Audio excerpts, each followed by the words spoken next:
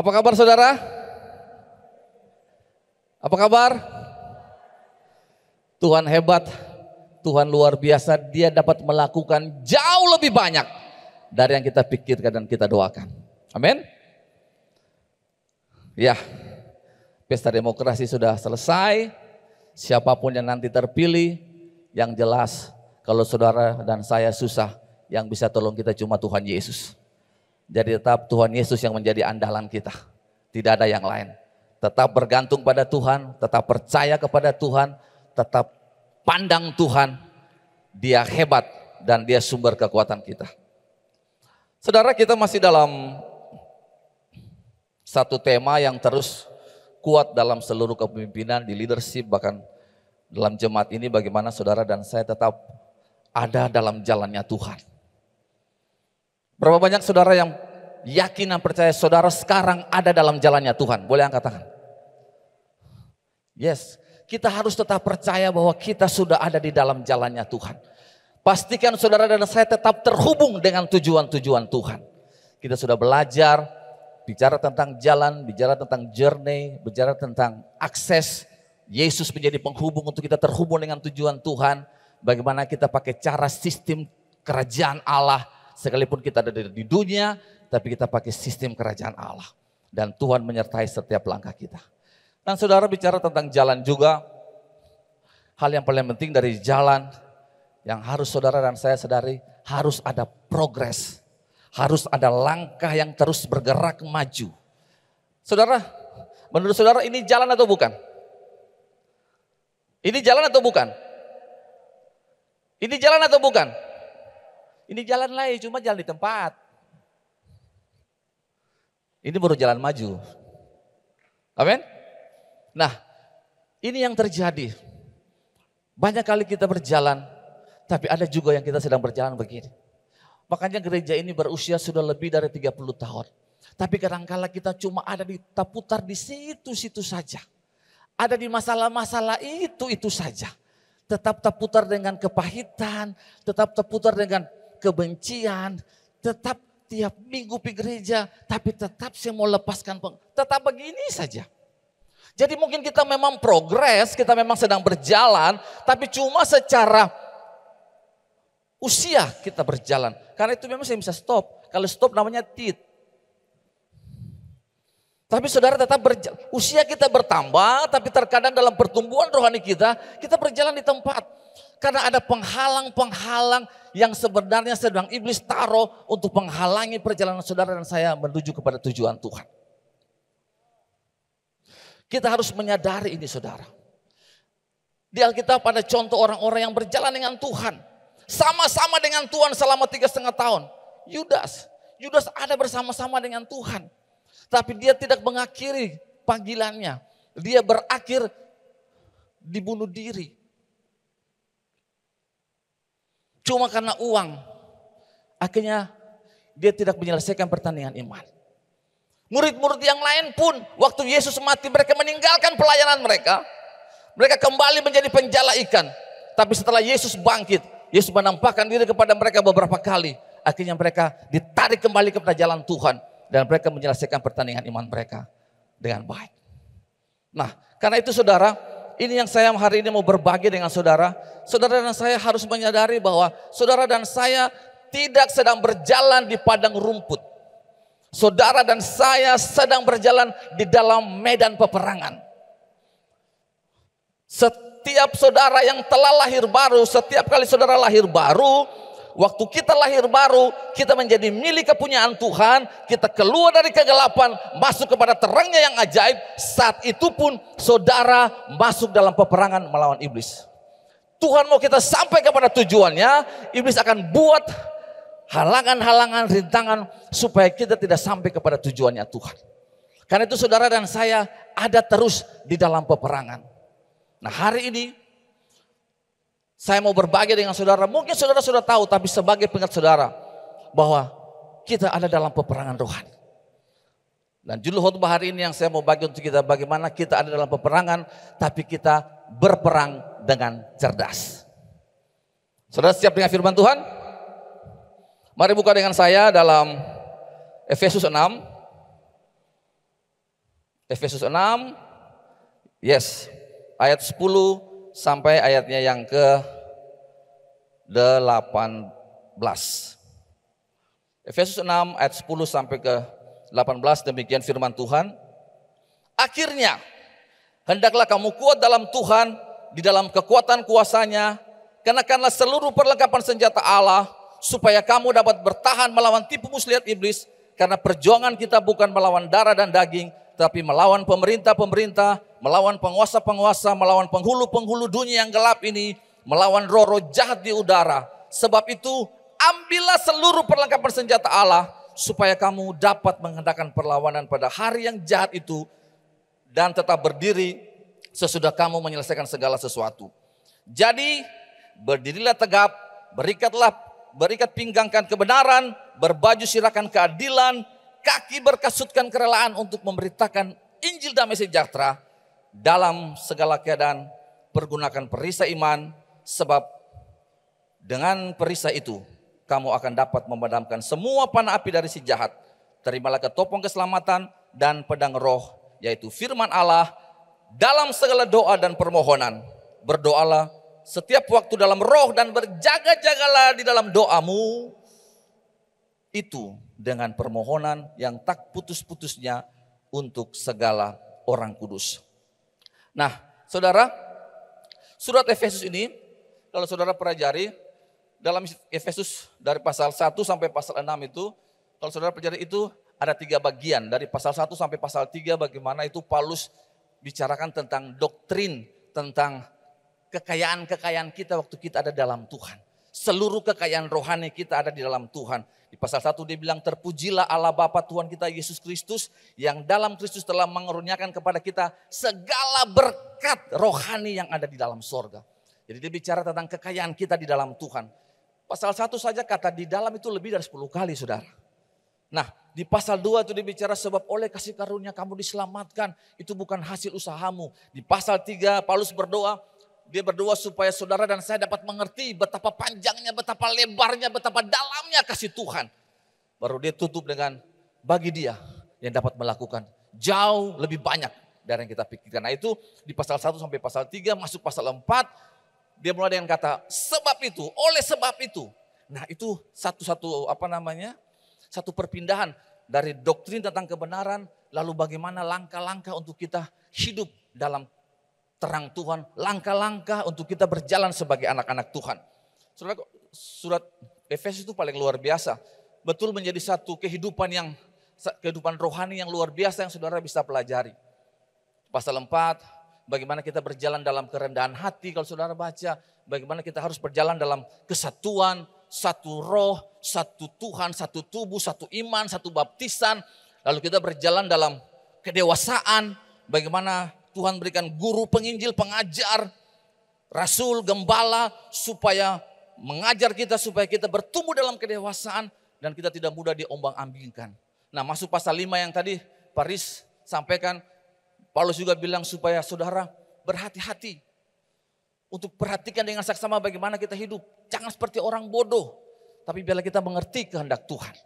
Nah baru dia bicara tentang berjalan dalam ketundukan, istri tunduk pada suami, orang tua pada anak, hamba kepada Tuhan. Nah baru dia masuk, setelah dia bicara bagaimana kita berjalan, baru dia tutup akhirnya. Kalau tadi saudara lihat di pasal yang ke-6 di ayat yang ke-10, dia bilang Efesus 6 ayat 10, akhirnya hendaklah kamu kuat di dalam Tuhan, di dalam kekuatan kuasanya. Saudara, pasal 6 ayat 10 dia bilang akhirnya. Dia mulai dengan kata akhirnya. Finally, asadap. Itu gaya-gaya Joji sedikit. Saudara, akhirnya apa? Mulai dari sekarang dan seterusnya. Sejak saudara lahir baru, mulai dari hari ini dan seterusnya sampai saudara tutup mata, dia bilang hendaklah kamu kuat di dalam Tuhan. Amin. Hendaklah kamu kuat di dalam Tuhan. Saudara bicara kuat ini bukan bicara fisik, tapi bagaimana kita kuat dalam kekuatan Tuhan. Bagaimana kita bergantung di dalam Tuhan. Bagaimana mengerjakan kuasa Tuhan yang mendominasi dalam kita. Makanya dia kasih penekanan lagi. Hendaklah kuat dalam kuat kuasanya. Kayak orang patok palu, tambah kasih kencang lagi, kuat dalam kuasanya. Saudara dan saya hari-hari kita harus kuat. Bukan kuat secara materi, itu penting. Tapi kalau saudara dalam pergumulan, saudara perlu kuat di dalam Tuhan. Karena itu sumber kekuatan kita. Bukan yang lain. Orang Kristen harus menyadari ini. Kekuatan kita hanya dalam Tuhan. Hanya dengan mengandalkan Tuhan, orang percaya dapat melakukan peperangan rohani dan tetap berdiri teguh dalam iman. Saudara, kita harus fit. Sebelum kita masuk dalam peperangan, saudara harus fit secara rohani. Saudara yang gym pun, kalau saudara badan saya enak, saudara nggak pergi olahraga. Harus fit, karena kita dalam medan peperangan. Mau masuk dalam medan peperangan, saudara harus kuat di dalam Tuhan. Harus kuat. Nah, bagaimana supaya saudara dan saya bisa kuat di dalam Tuhan? Bagaimana supaya saudara bisa kuat dalam Tuhan di dalam seluruh kekuatannya? Yesaya 40 ayat 30 sampai 31. Orang-orang muda menjadi lelah dan lesu, dan teruna-teruna jatuh tersandung. Tetapi orang-orang yang menanti-nantikan Tuhan mendapat kekuatan baru. Mereka seumpama raja wal yang naik terbang dengan kekuatan sayapnya. Mereka berlari tidak menjadi lesu, mereka berjalan dan tidak menjadi lelah. Saudara, ada banyak orang yang sedang lelah, lesu, jatuh tersandung, merasa bahwa hidup ini sudah tersembunyi dari Tuhan, merasa seakan-akan Tuhan tidak memperhatikan, seakan-akan doa kita tidak dijawab, bahkan kita terus berdoa berharap tentang kapan Tuhan jawab. Tuhan beta sudah begini, kenapa Tuhan belum bikin begini? Tuhan beta sudah bikin ini, kenapa Tuhan belum bikin ini? Berapa banyak saudara kadang-kadang berdoa begitu. Kita merasa kita sudah buat sesuatu dan berharap Tuhan bikin sesuatu. Saudara, mari saya mau bilang buat saudara, ayat ini bukan bicara tentang kita. Ayat ini bukan bicara tentang saudara dan saya. Tapi ayat ini bicara tentang Tuhan. Saudara, kasih Tuhan itu bukan seperti transaksi. Saudara sudah bikin ini, lalu Tuhan harus bikin ini. Enggak, bukan itu. Kadang-kala yang perlu cuma saudara dan saya diam sejenak dan mengizinkan kebenaran itu memperbaharui kehidupan kita. Saudara dengar ini. Saudara dan saya tidak perlu menunggu Tuhan bekerja. Ulang. Saudara dan saya tidak perlu menunggu Tuhan bekerja. Karena Tuhan sedang bekerja sampai dengan saat ini. Tuhan sedang bekerja di dalam kita, bahkan di sekitar kita. Jadi saudara dan saya tidak perlu berdoa dan menunggu Tuhan bekerja. Tuhan sudah bekerja, bahkan sedang bekerja. Yang perlu adalah saudara dan saya mengarahkan fokus kepada diri sendiri dan berfokus kepada Tuhan, betapa Dia mengasihi saudara dan saya. Waktu kita pandang Tuhan dan melihat, ya Tuhan sayang saya. Tuhan mengasihi beta. Banyak persoalan tapi beta tetap sehat. Banyak persoalan tapi beta tetap masih bisa makan dengan baik. Ada kecukupan di rumah. Anak-anak baik. Mungkin suami belum baik tapi tetap sehat. Saudara, waktu saudara pandang Tuhan, di situ letak kekuatan kita. Nah, yang kita perlu cuma kita balik fokus. Pandang kepada Tuhan. Ini yang penting. Makanya Matius 11 ayat 28 katakan, marilah kepadaku kamu yang letih lesu dan beban berat, aku akan memberikan kelegaan kepadamu. Saudara yang mungkin sedang berbeban berat, baik beban-beban emosional, beban spiritual, merasa tidak berdaya. Tuhan bilang mari datang pada Tuhan. Mari datang pada Tuhan. Saudara datang pada Tuhan itu bukan pergi gereja. Ulang. Datang pada Tuhan bukan pergi gereja. Saudara dan saya bukan terhubung dengan aktivitas rohani. Saudara dan saya perlu terhubung dengan aktivitas ilahi di dalam sini. Pergi gereja ini baru cuma aktivitas rohani. Tapi kadang-kala pergi tinggal otak, ayo ini paling lama Pak John di muka ini ada mau baku dapat yang ini dan itu. 3 lihat jam, belum lagi ada yang patok. Tahu patok, Seng? Nah, saudara dan saya perlu itu. Sama juga kemarin Pak Joji bicara tentang baca firman. Saudara baca firman itu tidak mengubahkan saudara, saya bilang. Saudara perlu merenungkan dan firman itu jadi rema bagi saudara. Dan apa yang Bapak Gembala sampaikan kemarin itu, Pak Joji sampaikan, mari renungkan firman itu kemarin dengan luar biasa disampaikan. Kadangkala kita baca firman, kita merasa kita sudah paling rohani. Saudara jangan cuma baca firman, tapi izinkan firman yang baca saudara dan saya.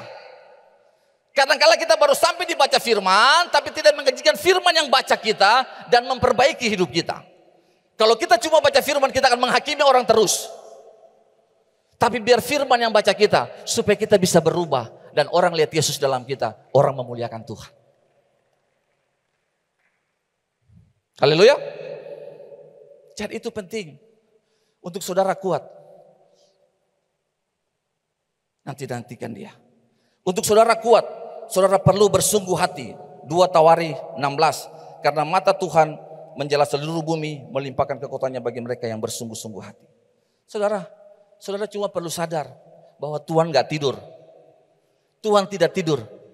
Tuhan tetap ada dengan saudara. Amin. Saudara hanya perlu bersungguh-sungguh hati dan mengandalkan Tuhan. Ayo, ini baru ayat 10, belum ayat yang lain. Masuk ayat 11.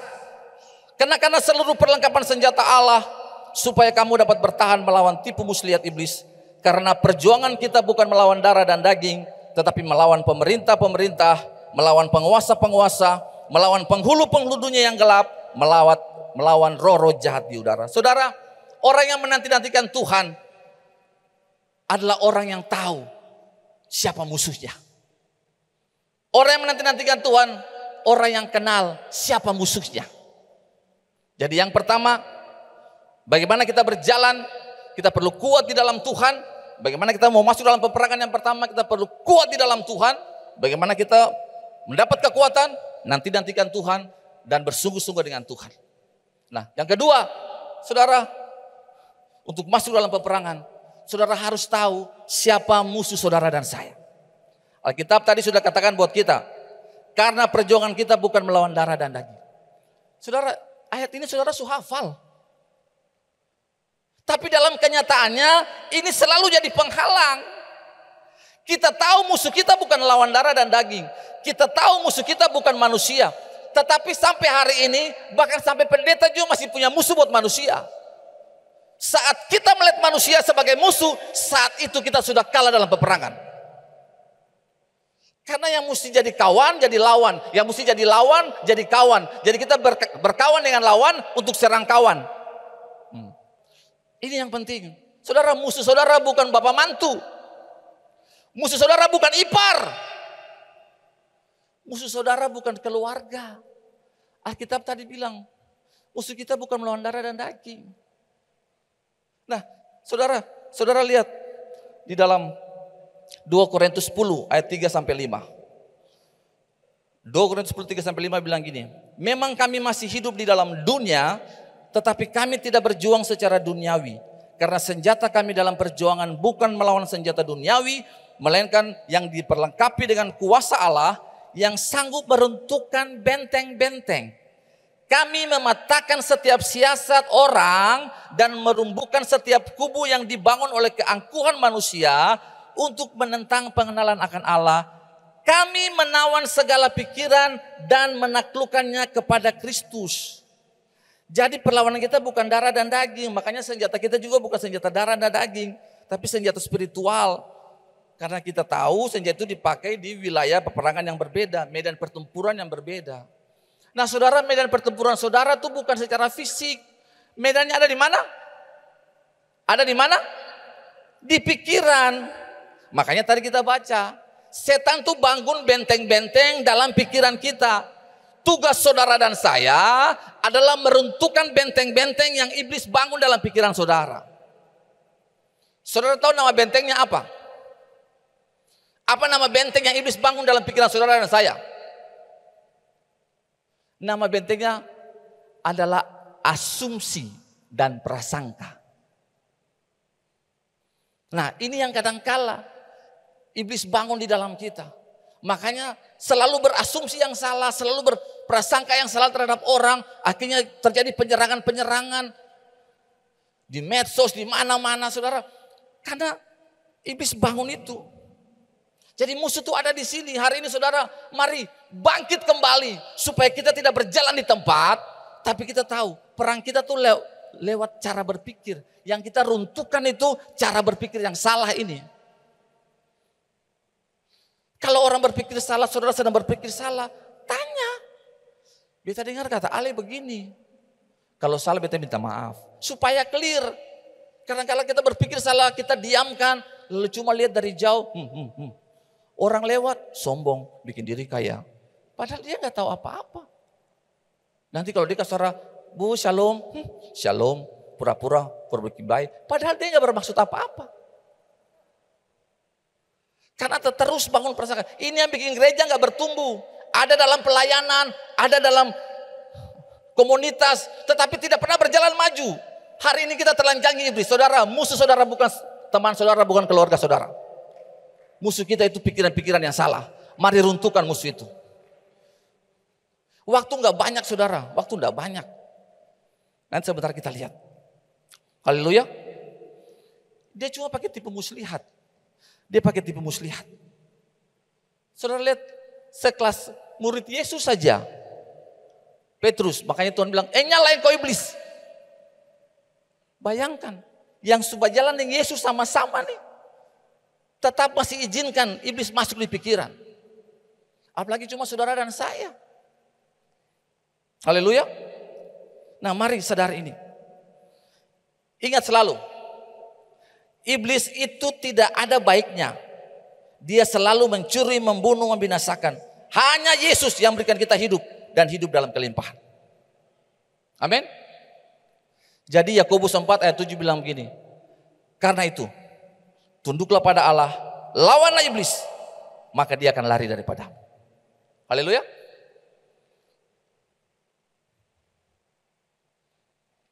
Kadangkala kalau tanya sudah lama baru ketemu di gereja atau di kesi gitu. Udah lama gak lihat di gereja, udah lama gak lihat kesi. Aduh Pak, sorry ada paling sibuk. Sibuk sampai 6 bulan. Gak ada di komunitas. Pak Tuhan juga mengerti. Tuhan juga ngerti beta sibuk. Memang Tuhan mengerti. Tapi iblis yang mengerti saudara. Saudara istirahat, iblis tidak pernah istirahat. Dia tetap kejar saudara. Bahkan dia menunggu terus saat yang tepat untuk menjatuhkan saudara dan saya. Jadi mari sadari ini supaya kita tahu bagaimana harus kita berperang. Kenali musuh saudara dan saya. Dan yang berikut ayat 13 dia bilang begini. Sebab itu ambillah seluruh perlengkapan senjata Allah supaya kamu dapat mengadakan perlawanan pada hari yang jahat itu dan tetap berdiri sesudah kamu menyelesaikan segala sesuatu. Nah dia bilang ambillah seluruh perlengkapan senjata Allah. Nanti kita akan lihat seluruh ada sekitar 6 kalau nggak salah perlengkapan senjata Allah. Dia bilang ambil seluruh, saudara harus pakai semua senjata yang Tuhan berikan untuk saudara. Cuma masalahnya saudara dan saya ada yang nggak tahu senjata kita apa pada Tuhan sudah berikan untuk kita. Bagaimana mau pakai senjata Allah nggak tahu senjata yang mana atau cara pakainya gimana. Yang harus tembak begini.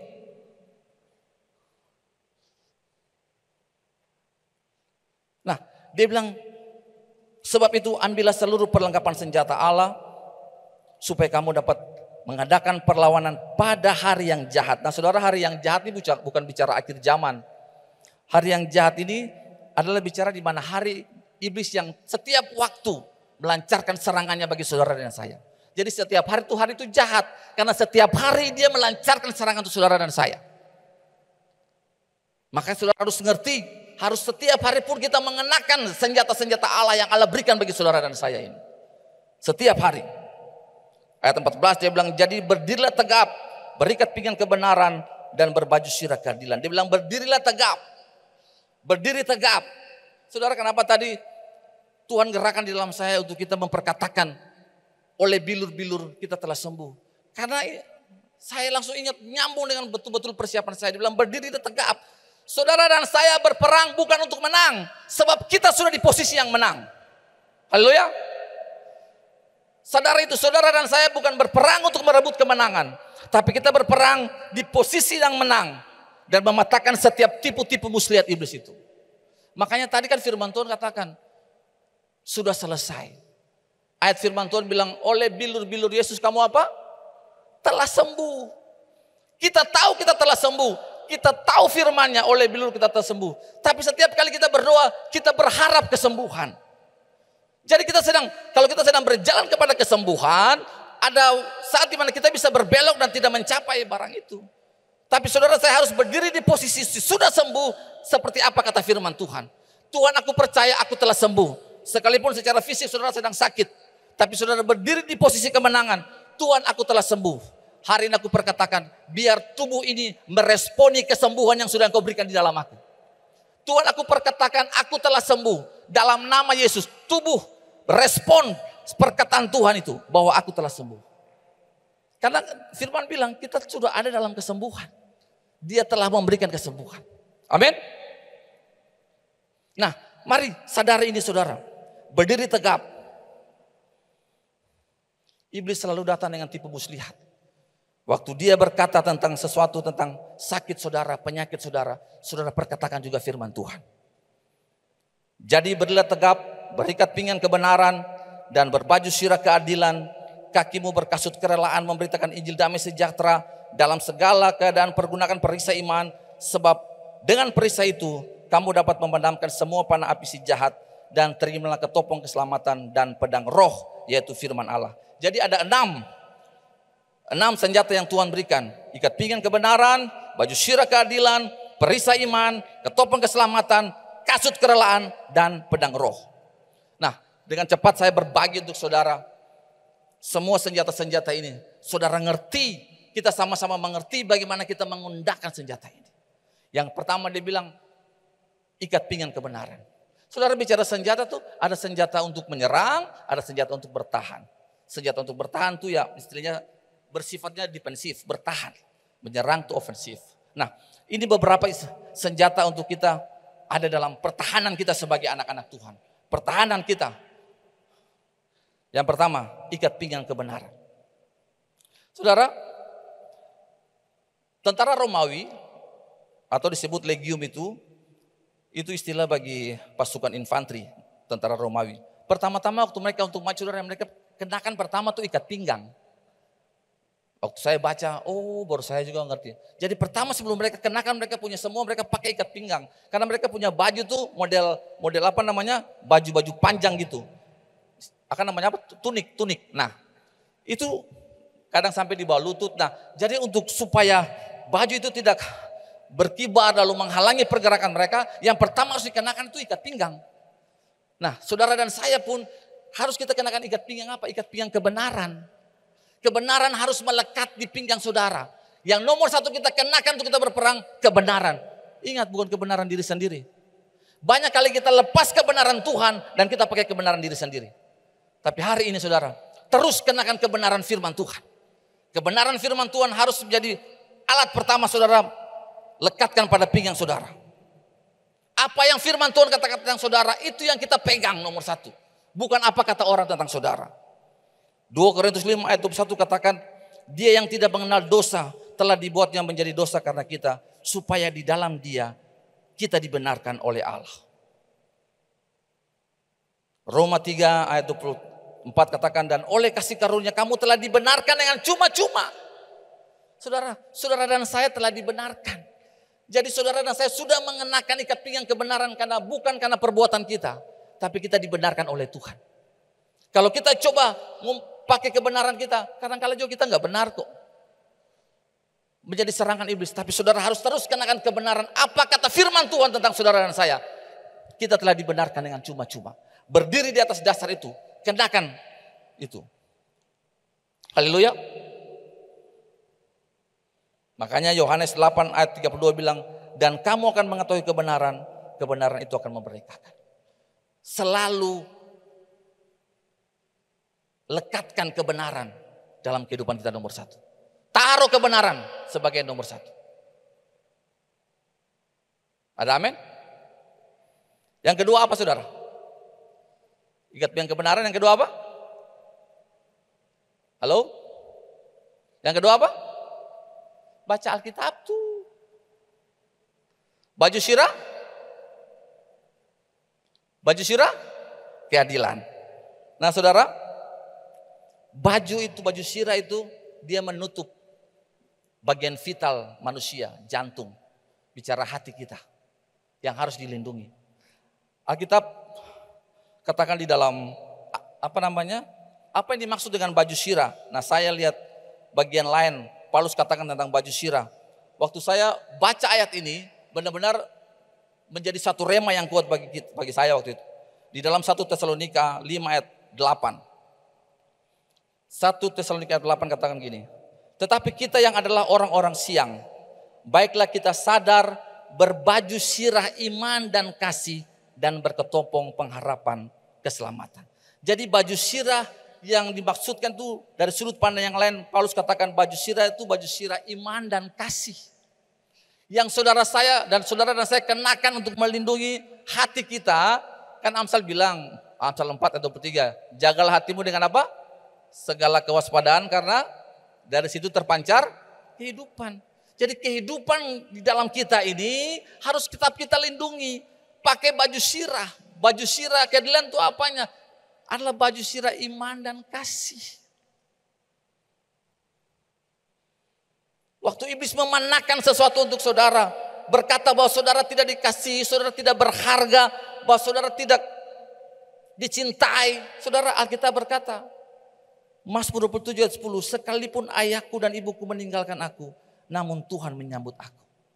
Yesaya 43 ayat 4 katakan, oleh karena engkau berharga di mataku dan mulia, dan aku ini mengasihi engkau. Saudara, kenakan ini, taruh ini sebagai iman. Kalau saudara merasa tidak dikasih, firman Tuhan bilang, sekalipun ayahmu dan ibumu tidak mengasihi engkau, Tuhan tetap mengasihi engkau. Amin. Pakai itu, bahwa engkau berharga. Saudara tidak perlu merasa minder dengan orang lain. Saudara berharga, tidak perlu untuk mendapat perhatian harus ada dalam kelompok sesuatu dan saudara harus paksa diri untuk berharga dengan tampilan-tampilan luar. Enggak, saudara sudah berharga. Haleluya. Kenakan itu iman, percaya bahwa saya berharga. Baru dia bilang apa? Iman dan apa? Iman dan kasih. Kasih itu yang ada di dalam saudara akan melindungi kita dari kekuatan-kekuatan negatif, kekuatan-kekuatan kebencian, dari sikap yang tidak mau memaafkan. Saudara kenakan itu kepahitan, keputusasaan. Saudara pakai itu kasih yang melindungi hati saudara dan saya. Kenakan kasih terus. Makanya Paulus gambaran kasih kan di dalam 1 Korintus 13, kasih itu sabar, kasih itu murah hati, tidak cemburu, tidak membanggakan diri, tidak sombong, tidak melakukan yang tidak sopan, tidak mencari keuntungan sendiri, tidak pemarah, tidak menyimpan kesalahan orang lain. Nah, kenakan itu setiap waktu. Waktu iblis coba memanah saudara tentang sikap-sikap orang lain, kenakan itu. Bahwa kasih itu tidak menyimpan kesalahan. Boleh mungkin sakit, tapi tidak menyimpan di sini. Amin. Ini harus saudara terus kenakan supaya kita tahu iblis coba merusak hubungan-hubungan dalam keluarga, dalam komunitas. Saudara kenakan kasih terus setiap waktu. Dia coba membuat kita rusak cuma gara-gara sikap-sikap yang kadang-kala belum bertumbuh. Saudara, kita bisa satu roh, tapi untuk satu iman itu butuh waktu. Waktu kita ditebus, kita satu roh dalam Tuhan. Tapi dalam pertumbuhan iman kita beda-beda. Kadang-kala sikap orang masih belum bertumbuh, kita bisa mengerti, kita bisa tahu, oh ya. Kita bisa memahami satu dengan yang lain. Ini penting dalam gereja supaya nggak ada kepalsuan, nggak ada kemunafikan, nggak ada kepura-puraan. Ya kalau salah kita tegur dengan kasih. Haleluya. Nah, pakai itu, pakai baju sirah iman dan kasih. Jadi kenakan kebenaran, melekat dalam saudara, lindungi hati saudara dengan iman dan kasih. Lalu dia bilang gini, pergunakan perisai iman. Nah, saudara bicara perisai, itu ada dua model. Ada satu yang bundar, ada satu yang bentuknya segi empat. Itu bicara tentang perisai. Nah, di sini Paulus bicara ini tentang iman perisai yang bentuknya seperti segi empat ini. Satu perlindungan yang kokoh, melindungi keluarga, melindungi seluruh kehidupan kita, semua yang kita miliki, kita punya perlindungan waktu iblis datang untuk menyerang. Kalau tadi bicara tentang perisai iman, ada baju sirah iman, ada juga perisai iman. Sepertinya sama, perisai iman, tadi bicara perisai iman, bicara juga baju sirah iman. Tapi itu beda saudara. Kalau baju sirah itu melindungi hati saudara. Tapi kalau perisai iman bukan cuma untuk diri saudara, tapi untuk seluruh keluarga-keluarga saudara. Kita melindungi seluruh keluarga kita semua. Kita berdiri bagi keluarga-keluarga kita. Melawan setiap serangan iblis bagi keluarga-keluarga kita. Minggu lalu ada keluarga kami yang masuk rumah sakit. Lalu udah periksa semua, perutnya sakit terus, sampai sudah nggak tahan lagi. Bawa ke Lemena, dari Lemena pun tidak ada penanganan waktu itu, tapi terus rasa sakit. Ada beberapa hal yang harus dikerjakan, lalu akhirnya dirujuk lagi ke Siloam, pindah lagi ke Siloam, diperiksa semua, seluruh darah diperiksa semua, lewat CT scan semua diperiksa, tetap sakit terus. Nah, lalu saya pun tidak sempat pergi untuk menjenguk, akhirnya lewat telepon. Nah, waktu telepon itu, dalam berdoa lewat telepon, dan Tuhan tuntun untuk berdoa, mematahkan setiap pan api si jahat, segala kuasa kegelapan dipatahkan semua. Tuhan taruhan itu kuat sekali di dalam doa. Waktu doa patahkan semua, bla bla bla bla, selesai. Nah, ini kemarin baru saya dapat beritanya. Waktu selesai, sudah. Lalu akhirnya setelah periksa masih sakit terus. Habis doa mungkin sekitar 15 menit. Karena sudah hampir beberapa hari tidak bisa buang air dan masuk ke toilet, dan waktu buang air itu yang keluar hitam semua. Setelah buang air terus mulai rasa sakitnya mulai hilang. Sakitnya hilang, lalu dokter periksa lagi semua saudara. Yang tadinya dokter mungkin ada ini yang rusak, ini yang sakit. Tapi setelah periksa semua, tidak ada satu penyakit pun. Semua normal. Lalu mereka cerita, waktu itu mama dan anaknya sama-sama dengar waktu kita doa sama-sama, sepakat sama-sama, bilang, kenapa waktu itu papa berdoa begini ya, kok selama ini gak pernah doa tentang ada kuasa, gak pernah, kok tiba-tiba kemarin tuh doa begini. Dan saudara, Tuhan tuntun, akhirnya sampai pulang sampai hari ini, sembuh total, tidak ada sakit penyakit apapun, bahkan periksa seluruh bagian harus diperiksa dan semua normal. Dan waktu saya renungkan ini, wow. Nah saudara pun bisa berdiri bagi keluarga-keluarga saudara. Lindungi keluarga-keluarga saudara dengan iman dan percaya. Amin. Saudara, ini saatnya saudara saya harus bangkit lagi kembali. Aktifkan lagi karunia-karunia di dalam kita. Kadang-kala saudara, sekarang dulu menyanyi begitu bersemangat, tapi sekarang sudah doa terimu kayu terserah saja. Karena ada sesuatu yang menghalangi kita. Ada saja yang menghalangi kita untuk kita bergerak. Coba saudara renungkan kembali, apa nih yang menghalangi saudara? Mari keluar dari semua itu. Amin. Keluar dari semua itu. Lepaskan semua yang menghalangi saudara untuk berjalan kepada tujuan Tuhan. Pakai perisai iman. Dan yang keempat, ketopong keselamatan. Nah, saudara lihat ayat paralelnya ini dalam 1 Tesalonika 5 tadi. Tetapi kita adalah orang-orang yang siang, baiklah kita sadar berbaju sirah iman, kasih dan ketopong pengharapan keselamatan.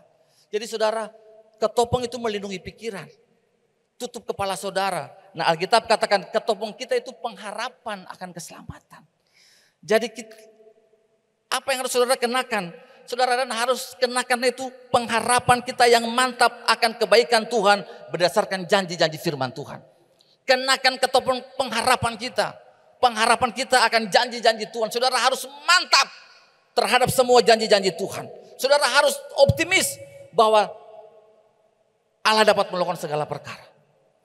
Satu dasar firman Tuhan yang selalu kita hafal, Roma 8 ayat 28 katakan, kita tahu sekarang bahwa Allah turut bekerja dalam segala sesuatu, mendatangkan kebaikan bagi mereka yang mengasihi Dia, yaitu bagi mereka yang terpanggil sesuai dengan rencana Allah. Jadi saudara tahu bahwa Tuhan yang atur hidup ini. Amin. Tuhan yang atur hidup ini. Apapun yang terjadi dalam hidup saudara dan saya, ada dalam tangan Tuhan. Pakai itu pengharapan kita. Harus selalu optimis. Jangan izinkan keraguan, keputusasaan menguasai hidup saudara dan saya. Pakai pengharapan kita di dalam Tuhan. Haleluya. Satu ayat lagi saudara lihat. Ibrani 6 ayat 19. Pengharapan itu adalah sau yang kuat. Wow. Dan aman bagi jiwa kita. Yang telah dilabuhkan sampai ke belakang tabir. Dan pengharapan itu menghubungkan saudara dan saya dengan hadirat Tuhan. Dia bilang dia sebagai sau, dia yang menghubungkan saudara dengan hadirat Tuhan. Jadi saudara dalam tekanan, pakai pengharapan kita, lari ke mesbah Tuhan. Lari ke hadirat Tuhan. Ada kekuatan di hadirat Tuhan. Haleluya. Tetap teguh. Berpegang pada pengharapan. Jangan putus asa. Putuskan hari ini. Saudara tetap lindungi pikiran saudara dengan pengharapan kita kepada Tuhan. Nah, yang kelima, senjata yang berikut. Ini senjata untuk saudara dan saya menyerang. Tinggal dua lagi. Kasut kerelaan memberitakan Injil damai sejahtera. Nah ini saudara. Kasut kerelaan memberitakan Injil damai sejahtera. Saudara, ini bicara bagaimana saudara dan saya memberitakan kabar baik. Ada satu hal yang saya renungkan. Banyak kali saudara dan saya, kita yang sudah lahir baru, sudah terima keselamatan. Tapi kadang-kala kita tidak tahu cara menyampaikan itu kepada orang bagaimana untuk mereka juga diselamatkan. Makanya kita tidak bisa melangkah untuk menyampaikan Injil keselamatan kepada orang lain. Jadi mari sadari ini. Saudara, hari ini tutup Kingdom Life. Daftar supaya saudara diajar kebenaran-kebenaran. Supaya saudara tahu membagikan juga kepada orang lain. Saudara bisa memberitakan Injil. Saudara rela untuk menceritakan kebenaran juga bagi orang lain.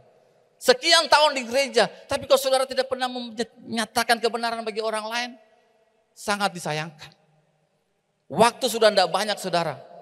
Pakai waktu ini. Waktu singkat ini bukan bicara Tuhan datang. Kalau Tuhan datang di muka-muka, kata anak-anak jadi apa? Tapi bicara waktu kita tidak banyak. Usia saya sudah 50. Kita bilang paling kuat 70, 80. Waktu produktif sudah tidak banyak. Pakai waktu yang Tuhan berikan ini. Pakai waktu ini untuk bawa orang juga kepada Tuhan. Amin saudara. Baru dia yang terakhir dia bilang pakai perisai iman. Perisai iman dan yang terakhir dia bilang apa? Pedang roh. Nah kemarin Pak Joji sudah bicara banyak tentang firman Tuhan itu. Betapa pentingnya firman Tuhan sebagai pedang. Yesus saja lawan pakai firman. Yesus nggak lawan pakai teologia. Yesus lawan ada tertulis. Saudara. Ini penting. Saudara dan saya harus terus belajar firman. Kasih diri untuk diajar. Kasih waktu untuk diajar saudara. Jaga itu. Haleluya. Ini penting. Bicara tadi tentang memberitakan Injil damai sejahtera. Saudara tidak bisa beritakan Injil damai sejahtera kalau saudara dan saya pun tidak punya damai sejahtera. Bagaimana kita mau tularkan damai sejahtera kepada orang lain kalau kita sendiri tidak punya damai sejahtera? Makanya kita sulit menjadi berkat karena nggak ada damai sejahtera dalam kita. Bagaimana kita mau beritakan Injil damai sejahtera? Karena itu biarlah damai sejahtera terus memerintah dalam hati saudara dan saya. Haleluya. Nah, semua ini, seluruh 6 kelengkapan ini melindungi saudara dari ujung rambut sampai ujung kaki. Kenakan semua ini. Saudara tahu, dari ke-6 ini ada satu bagian yang tidak terlindungi. Yaitu bagian mana? Bagian belakang saudara. Saudara, apa yang kita bisa belajar? Saudara jangan pernah berbalik kepada iblis. Waktu saudara berbalik kepada iblis, di saat itu dia menghancurkan saudara dan saya. Makanya seluruh perlengkapan ini bicara untuk saudara dan saya terus maju. Terus maju, terus maju. Jangan mundur, jangan pernah berbalik. Waktu sudah berbalik, saudara menjadi sasaran empuk buat iblis.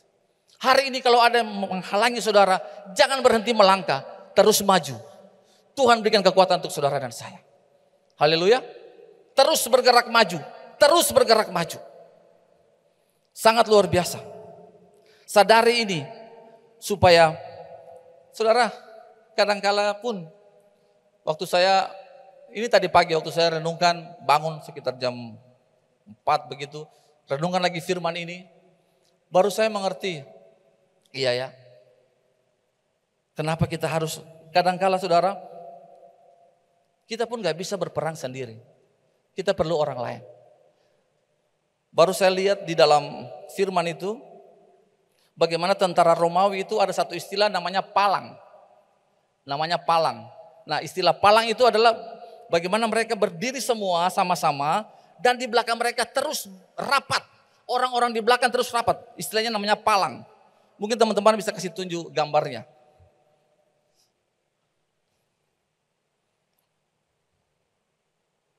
Nah, saudara lihat, ini istilah palang. Di mana satu dan lain saling melindungi. Saudara dan saya tidak bisa sendiri. Kita perlu orang lain juga untuk melindungi kita. Kita nggak bisa maju berperang sendiri. Kita perlu sama-sama. Karena itu saudara, waktu maju berperang pastikan siapa di kiri kanan saudara yang tetap berdiri melindungi saudara. Amin. Orang-orang dalam komunitas saudara menjadi bagian. Memang tidak bisa dipungkiri. Kadang-kala yang suka tunjuk ataupun saudara sendiri dari belakang. Orang-orang yang dekat dengan kita kadang-kala bisa menusuk kita dari belakang. Tapi hari ini dijauhkan dari setiap komunitas kita. Dijauhkan dari setiap keluarga kita. Kita saling kasih bahu satu dengan yang lain. Saling melindungi satu dengan yang lain. Supaya kita sama-sama masuk mencapai tujuan Tuhan. Supaya kita sama-sama mengakhiri pertandingan iman ini dengan baik. Amin. Mari hidup rukun satu dengan yang lain.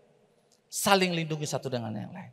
Kita berdoa biar kebenaran ini kita hidupi. Supaya dalam kita berjalan maju. Kita bisa berjalan dalam kerendahan hati. Kita bisa berjalan dalam kesatuan. Dan itu benar-benar bisa kita capai tujuannya Tuhan. Karena apa? Karena seluruh perlengkapan senjata kita pakai. Bahkan yang tidak ada senjata pun ada saudara kita yang tetap melindungi kita. Amin saudara. Kita berdoa supaya hubungan-hubungan yang hari ini sedang rusak. Saudara, musuh kita bukan orang. Musuh kita itu pikiran yang salah. Pakai waktu.